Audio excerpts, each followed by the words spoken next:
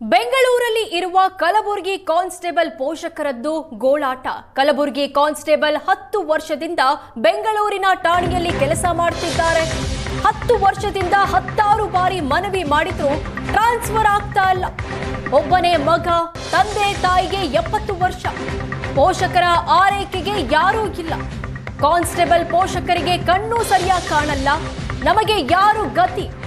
ಇಳಿ ವಯಸ್ಸಿನಲ್ಲಿ ಮಗನ ಜೊತೆ ಇರಲು ಪೋಷಕರು ವರ್ಗಾವಣೆ ಮಾಡಿಕೊಡಿ ಅಂತ ಕೇಳ್ತಾ ಇದ್ದಾರೆ. 70 ವರ್ಷ ಆಗಿದೆ, ನಮ್ಮ ಜೊತೆ ಯಾರೂ ಇಲ್ಲ, ನಮಗೆ ಯಾರು ಗತಿ? ನಮ್ಮ ಮಗನ ವರ್ಗಾವಣೆ ಮಾಡಿಕೊಡಿ ಅಂತ ಇಡೀ ವಯಸ್ಸಲ್ಲಿ ಪೋಷಕರು ಅಂಗಲಾಚ್ತಾ ಇದ್ದಾರೆ. ಕಣ್ಣು ಕೂಡ ಸರಿಯಾಗಿ ಕಾಣಿಸಲ್ಲ. ಇವತ್ತು ಜನ ನೆಮ್ಮದಿಯಿಂದ ಜೀವನ ಮಾಡ್ತಾ ಇದ್ದಾರೆ ಅಂದರೆ ಅದಕ್ಕೆ ಕಾರಣ ಪೊಲೀಸರು ಅಥವಾ ಆರಕ್ಷಕರು ಕಾರಣ. ತಮ್ಮ ಕುಟುಂಬ, ತಮ್ಮ ನೋವುಗಳೆಲ್ಲವನ್ನ ಬದಿಗೊತ್ತಿ ಜನರ ರಕ್ಷಣೆಗಾಗಿ ನಿರಂತರವಾಗಿ ಶ್ರಮ ವಹಿಸ್ತಾರೆ. ಆದರೆ ಅಂತಹ ಆರಕ್ಷಕರ ಕುಟುಂಬಗಳೇ ಇವತ್ತು ತೀವ್ರ ಸಂಕಷ್ಟದಲ್ಲಿದ್ದಾವೆ. ಕಲಬುರಗಿ ಮಾತ್ರ ಅಲ್ಲ, ರಾಜ್ಯಾದ್ಯಂತ ಸುಮಾರು 10 ವರ್ಷಗಳಿಂದ ಸೇವೆ ಸಲ್ಲಿಸ್ತಾ ಇರುವಂತಹ ಪೊಲೀಸರಿಗೆ ತಮ್ಮ ಜಿಲ್ಲೆಗಳಿಗೆ ಟ್ರಾನ್ಸ್ಫರ್ ಇವತ್ತಿಗೂ ಕೊಡ್ತಾ ಇಲ್ಲ. ಅಂತಹ ಪ್ರಕರಣಗಳಲ್ಲಿ ಈ ಕುಟುಂಬವು ಕೂಡ ಒಂದು. ಬೆಂಗಳೂರಿನಲ್ಲಿ 10-11 ವರ್ಷಗಳಿಂದ ಪೊಲೀಸ್ ಕಾನ್ಸ್ಟೇಬಲ್ ಆಗಿ ಕೆಲಸ ನಿರ್ವಹಿಸ್ತಾ ಇದ್ದಾರೆ. ಅವರ ತಂದೆ ತಾಯಿ ಮಾತ್ರ ಒಬ್ಬಂಟಿಯಾಗಿ ಜೀವನ ನಡೆಸುವಂತಹ ಪರಿಸ್ಥಿತಿ. ಇಳಿ ವಯಸ್ಸಿನಲ್ಲಿಯೂ ಕೂಡ ಮಗ ಕೊಡುವಂತಹ ಒಂದಿಷ್ಟು ಆರ್ಥಿಕ ನೆರವನ್ನು ಪಡ್ಕೊಂಡು ಜೀವನ ನಡೆಸ್ತಾ ಇದ್ದಾರೆ. ಏನು ಹೇಳಕ್ಕೆ ಬಯಸ್ತೀರಮ್ಮ? ಎಷ್ಟು ವರ್ಷ ಆಯಿತು ನಿಮ್ಮ ಮಗ ನೌಕರಿಗೆ ಸೇರಿ? ಯಾವಾಗೆಲ್ಲ ಇಲ್ಲಿಗೆ ಬರ್ತಾನೆ? 10 ವರ್ಷ ಇದ್ರೆ ನೌಕರಿ ಮಾಡ್ಲಕತ್ರಿ. ಮತ್ತು 5 ವರ್ಷಕ್ಕೆ ಮಾಡ್ತೀನಿ ಅಂದು 5 ವರ್ಷಕ್ಕೆ ಮಾಡಿಲ್ರಿ. 7 ವರ್ಷಕ್ಕೆ ಮಾಡ್ತೀನಿ ಅಂದು 7 ವರ್ಷಕ್ಕೆ ಮಾಡಿಲ್ರಿ. 10 ವರ್ಷ ಮುಗಿದು ಮತ್ತೆ 2ನೇ ತಿಂಗಳು ಚಾಲು ಅದ್ರಿ. ಮತ್ತು ನಮ್ಗೆ ಯಾರು ನೋಡ್ಬೇಕ್ರಿ? ನಮ್ಮ ಜೀವನ ಕೈ ಕಾಲು ಹಿಡ್ದಾವ್ರಿ, ಟಾಂಕ್ ಹಿಡ್ದಾವ್ರಿ, ಕಣ್ಣು ಆಪ್ರೇಷನ್ ಆಗ್ಯಾವ್ರಿ. ನಾವು ಜೋಲಿ ಜಪಾಟಿ ಹೋಗಿ ಬಿದ್ರೆ ನಮ್ಮ ದವಾಖಾನಿಗೆ ಒಯ್ಯವ್ರಿ ಇಲ್ರಿ. ಹಳ್ಳ್ಯಾಗ ನೀರು ಸಿಗಲ್ರಿ. ಅಡವಿ ತಿರ್ಗಾಡಿ ನೀರು ತರ್ಬೇಕ್ರಿ. ಕಾಲು ಬೀಳ್ತೇವ್ರಿ, ಕೈ ಜೋಡಿಸ್ತೇವ್ರಿ. ನಮ್ಮ ಮಗನಿಗೆ ಟ್ರಾನ್ಸ್ಫರ್ ಮಾಡತ್ತೇವ್ರಿ. ನಮ್ಗೆ ಯಾರು ನೋಡೋರು ಇಲ್ರಿ. ನಮ್ಮದು ಭಾಳ ಇರೋದ್ರಿ. ನಮ್ಗೆ ಯಾರು ದವಾಖಾನಿಗೆ ಒಯ್ಯೋತ್ತಾರವ್ರು ಇಲ್ರಿ. ನಮ್ಮದು ಪರಿಸ್ಥಿತಿ ಭಾಳ ಇರೋದ್ರಿ. ಇಷ್ಟು ಆದ್ರೆ ನಾವು ಮಾಡೋದು ಹೆಂಗೆ ರೀ? ಸಾಹೇಬ್ರಿಗೆ ಇಷ್ಟು ನೀವು ವಿನಂತಿಯಿಂದ ನಾವು ಬೇಡ್ಕೊತೇವೆ, ನಮ್ಮ ಮಗನೇ ಟ್ರಾನ್ಸ್ಫರ್. ವಯೋವೃದ್ಧ ತಂದೆ ತಾಯಿಗಳು ಒಂದು ರೀತಿ ಭಾವೋದ್ವೇಗಕ್ಕೊಳಗಾಗ್ತಾ ಇದ್ದಾರೆ. ನಮಗಿರುವಂಥದ್ದು ಒಬ್ಬನೇ ಒಬ್ಬ ಮಗ, ಆತ ಬೆಂಗಳೂರಿನಲ್ಲಿ ಕೆಲಸ ನಿರ್ವಹಿಸ್ತಾ ಇದ್ದಾನೆ. ಹಾಗಾಗಿ ನಾವು ಕಂಗಾಲಾಗಿದ್ದೀವಿ, ಕೈ ಮುಗಿದು ಕಾಲು ಹಿಡಿತೀವಿ, ಕೂಡಲೇ ನನ್ನ ಮಗನನ್ನು ಟ್ರಾನ್ಸ್ಫರ್ ಮಾಡಿರಿ ಅನ್ನುವಂತಹ ಅಳಲು ಈ ನೊಂದ ವಯೋವೃದ್ಧ ತಂದೆ ತಾಯಿಗಳು ಕೇಳ್ಕೊಳ್ತಾ ಇರುವಂಥದ್ದು. ಕ್ಯಾಮ್ರಾ ಪರ್ಸನ್ ಇಂದ್ರಜಿತ್ ಜೊತೆ ನಾನು ಶರಣಯ್ಯ ಹಿರೇಮಠ. ಇರೋ ಬಗ್ಗೆ ಹೆಚ್ಚಿನ ಡೀಟೇಲ್ಸ್ ಕೊಡ್ತಾರೆ ನಮ್ಮ Bengaluru bureau chief Ramesh, news desk ಇಂದ. ರಮೇಶ್, ಒಬ್ಬೊಬ್ರದ್ದು ಒಂದೊಂದು ಕತೆ. ಆ ಹಿರಿ ಜೀವಗಳನ್ನ ನೋಡಿದ್ರೆ ಅಯ್ಯೋ ಅನ್ಸುತ್ತೆ. ಸರ್ಕಾರ ಯಾಕೆ ವರ್ಗಾವಣೆ ಮಾಡ್ತಾ ಇಲ್ಲ? ಏನು ರೀಸನ್ ರಮೇಶ್? ವಿನುತಾ, ಅಂದರೆ ಈ ಕಾನ್ಸ್ಟೇಬಲ್ಗಳ ಸುಮಾರು 10 ವರ್ಷಗಳ ಒಂದು ಅರಣ್ಯ ರೋಧನದ ಕತೆ ಅಂತ ಹೇಳಿದ್ರು ಕೂಡ ತಪ್ಪಾಗ್ಲಿಕ್ಕಿಲ್ಲ. ಅವರ ಧ್ವನಿಯಾಗಿ ಸುವರ್ಣ ನ್ಯೂಸ್ ಕೂಡ ಈ ಹಿಂದೆ ಹಲವು ಬಾರಿ ವರದಿಗಳನ್ನು ಕೂಡ ಮಾಡಿತ್ತು. ಆವಾಗ ಕೇವಲ ಪತಿ ಪತ್ನಿ ಪ್ರಕರಣವನ್ನಷ್ಟೇ ವರ್ಗಾವಣೆಗೆ ಆದೇಶವನ್ನು ಮಾಡಿ ಇವ್ರನ್ನ ಕನ್ಸಿಡರೇ ಮಾಡ್ತಾ ಇಲ್ಲ. ಅಂದರೆ ಉತ್ತರ ಕರ್ನಾಟಕದ ಕಲಬುರಗಿ, ವಿಜಯಪುರ, ಯಾದಗಿರಿ, ಬೀದರ್ ಸೇರಿದಂತೆ ದೂರದ ಜಿಲ್ಲೆಗಳಿಂದ ಬೆಂಗಳೂರಿಗೆ ಬಂದು ಇಲ್ಲಿ ಪೊಲೀಸ್ ಕಾನ್ಸ್ಟೇಬಲ್ಗಳಾಗಿ ಆಯ್ಕೆ ಆದವರು, ಇವರಿಗೆ ನೇಮಕಾತಿ ಆಗುವಾಗ ನೇಮಕಾತಿಯಲ್ಲಿ ನಿಬಂಧನೆಗಳಿದೆ. 2.5 ವರ್ಷ ಆದ ನಂತರ ಅಂತರ್ಜಿಲ್ಲಾ ವರ್ಗಾವಣೆಗೆ ಅವಕಾಶಗಳು ಇದೆ ಅಂತೇಳಿ ಹೇಳಿತ್ತು. ಆದರೆ 2.5 ವರ್ಷ ಹೋಗಿ 5 ವರ್ಷ ಅಂತ ಮಾಡಲಾಯಿತು. 5 ವರ್ಷ ಹೋಗಿ 7 ವರ್ಷ ಆಯಿತು.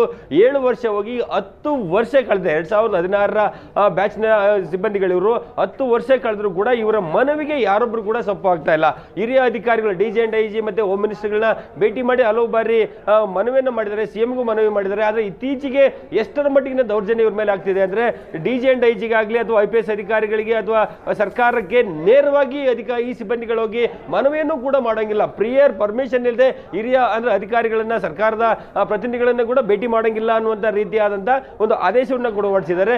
ಇವರು ಅಂದರೆ ಒಂದು ವರ್ಗಾವಣೆ ಸಿಗುತ್ತೆ ತಮ್ಮ ಜಿಲ್ಲೆಗೆ ಅನ್ನೋ ಕಾರಣಕ್ಕೆ ತಮ್ಮ 10 ವರ್ಷದ ಸೇವಾವಧಿಯನ್ನೇ ಬಿಟ್ಟು ಕೊಟ್ಟು, ಅಂದರೆ 2-3 ಬಾರಿ ಅವರು ಬಡ್ತಿಯನ್ನು ಬಿಟ್ಟುಕೊಟ್ಟಿದ್ದಾರೆ. ಅಂದರೆ ಕಾನ್ಸ್ಟೇಬಲ್ ಆಗದವರು ಹೆಡ್ ಕಾನ್ಸ್ಟೇಬಲ್ ಆಗಿ ಅವರಿಗೆ ಪ್ರಮೋಷನ್ ಕಳೆದ 3-4 ವರ್ಷಗಳಿಂದ ಸಿಗಬೇಕಿತ್ತು.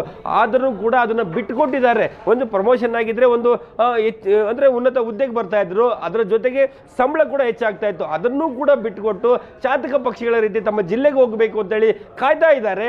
ಅವ್ರ ಮನವಿಯನ್ನೇ ಕನ್ಸಿಡರ್ ಮಾಡ್ತಾ ಇಲ್ಲ. ಅವ್ರು ಕೊಡ್ತಾ ಇರುವಂಥದ್ದು ಒಂದೇ ಒಂದು ಕಾರಣ ಅಂದ್ರೆ ಇಲ್ಲಿ ಬೆಂಗಳೂರಿನಲ್ಲಿ ಸಿಬ್ಬಂದಿಗಳ ಕೊರತೆ ಇದೆ ಅನ್ನುವಂಥದ್ದು. ಬೆಂಗಳೂರಿನಲ್ಲಿ 250-300 ಸ್ಟೇಷನ್ಗಳಿದೆ. ಇವರು ಇರುವಂಥದ್ದು ಹಾರ್ಡ್ಲಿ 300 ಕಾನ್ಸ್ಟೇಬಲ್ಗಳು ಮಾತ್ರ ಇರುವಂಥದ್ದು. ಒಂದೊಂದು ಸ್ಟೇಷನ್ ಒಬ್ಬೊಬ್ರು ಅನ್ನುವಂಥ ರೀತಿಯಲ್ಲಿ ಕಳಿಸಿದ್ರು ಕೂಡ, ವರ್ಗಾವಣೆ ಮಾಡಿದ್ರು ಕೂಡ ಅವ್ರು ಹೋಗ್ಬಹುದು. ಇಲ್ಲಿ ಕಾನ್ಸ್ಟೇಬಲ್ಗಳ ಒಂದು ಮುಖವನ್ನು ನೋಡದೇ ಇದ್ರು ಕೂಡ ಅವರ ಎತ್ತವರು ಉತ್ತರ ಕರ್ನಾಟಕದ ಭಾಗಗಳಲ್ಲಿ ತಮ್ಮ ಮಕ್ಕಳು ವಾಪಸ್ ಬರ್ತಾರೆ, ಬಂದು ನಮ್ಗೆ ಆರೈಕೆ ಮಾಡ್ತಾರೆ, ನಮ್ಗೆ ಆಶ್ರಯ ಆಗ್ತಾರೆ ಅಂತೇಳಿ ಚಾತಕ ಪಕ್ಷಿಗಳ ರೀತಿ ಕಾಯ್ತಾ ಇರುವಂತಹ ಪೋಷಕರ ಒಂದು ಮನವಿಯನ್ನು ಕೂಡ ರಾಜ್ಯ ಸರ್ಕಾರ ಎಲ್ಲ ಒಂದ್ ಕಡೆ ಪರಿಗಣಿಸ್ತಾ ಇಲ್ಲ. ಇನ್ನಾದ್ರೂ ಕೂಡ ಈಗ 10 ವರ್ಷ ಆಯ್ತು, ಇನ್ನಾದ್ರೂ ಕೂಡ ರಾಜ್ಯ ಸರ್ಕಾರ ಇವರ ಮನವಿಯನ್ನು ಪರಿಗಣಿಸಿ ಅಂತರ್ಜಿಲ್ಲಾ ವರ್ಗಾವಣೆಗೆ ಒಂದು ಅವಕಾಶವನ್ನು ಮಾಡಿಕೊಡ್ತಾ ಅನ್ನೋದನ್ನ ಕಾಯ್ದು ನೋಡ್ಬೇಕಾಗಿರುವಂತದ್ದು. ಸೊ ಇವರಿಗೆ ಒಂದು ನ್ಯಾಯ ಬೇಕು ಅಥವಾ ವರ್ಗಾವಣೆಗೆ ಒಂದು ಅವಕಾಶ ಮಾಡಿಕೊಡ್ಬೇಕಂತ ಸುವರ್ಣ ನ್ಯೂಸ್ ಪದೇ ಪದೇ ರಾಜ್ಯ ಸರ್ಕಾರವನ್ನು ಮನವಿ ಮಾಡ್ತಾನೆ ಇದೆ. ಈ ಬಾರಿ ಮನವಿ ಅಂದ್ರೆ ಈ ಬಾರಿಯ ನಮ್ಮ ವರದಿಗಾದ್ರೂ ಕೂಡ ರಾಜ್ಯ ಸರ್ಕಾರ ಸ್ಪಂದಿಸುತ್ತಾ ನೋಡ್ಬೇಕಾಗಿದೆ. ವಿನಿತಾ, ಥ್ಯಾಂಕ್ ಯು ರಮೇಶ್ ನಿಮ್ಮೆಲ್ಲ ಡೀಟೇಲ್ಸ್ಗೆ.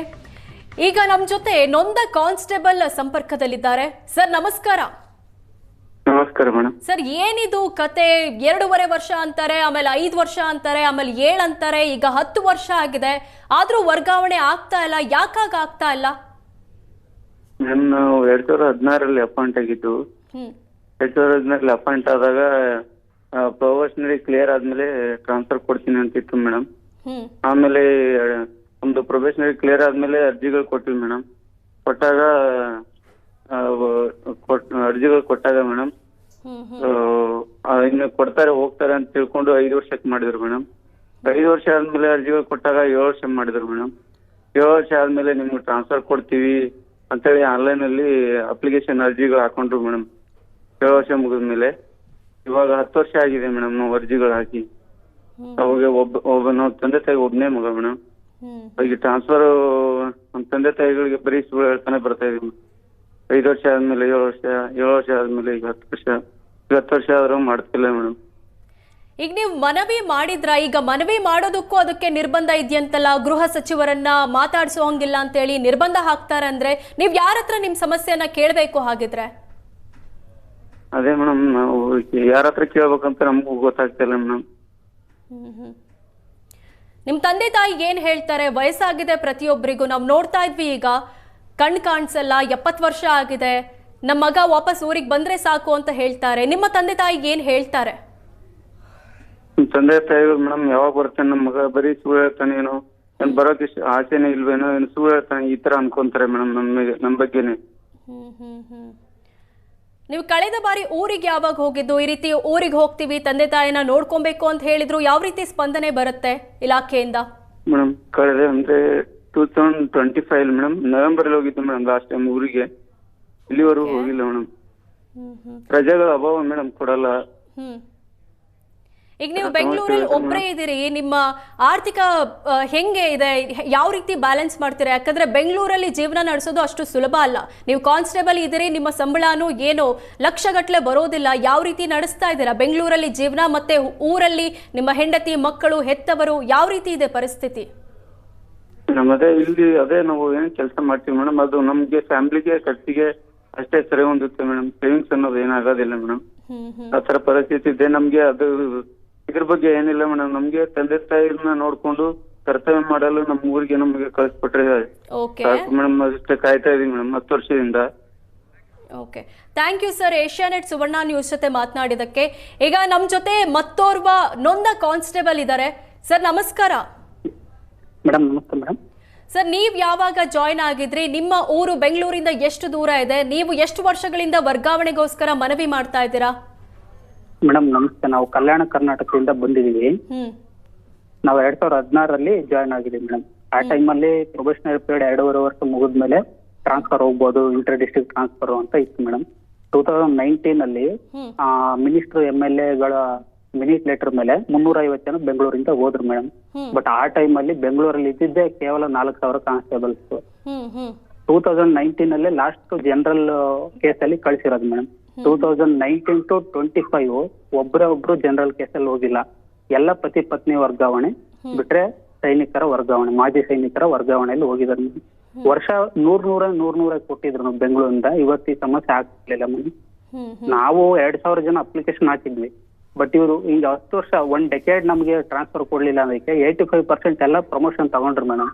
ಬಟ್ ತುಂಬಾ ಅನಿವಾರ್ಯ, ನಮಗೆ ಆಗದೇ ಇಲ್ಲ ಅನ್ನೋರು ಮಾತ್ರ ನಾವು ಸ್ವಲ್ಪ ಜನ ಉಳ್ಕೊಂಡಿದ್ವಿ ಮೇಡಮ್. 15 to 20% ಉಳ್ಕೊಂಡಿದ್ವಿ.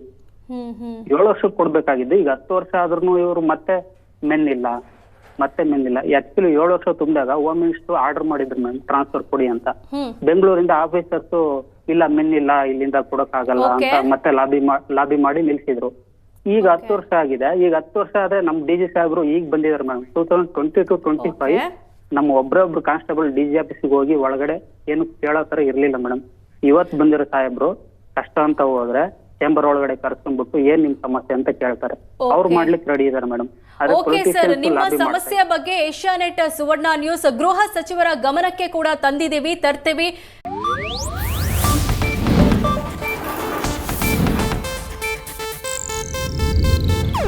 ಇದು ಏಷ್ಯಾನೆಟ್ ನ್ಯೂಸ್ ನೆಟ್ವರ್ಕ್ ಪ್ರಸ್ತುತಿ.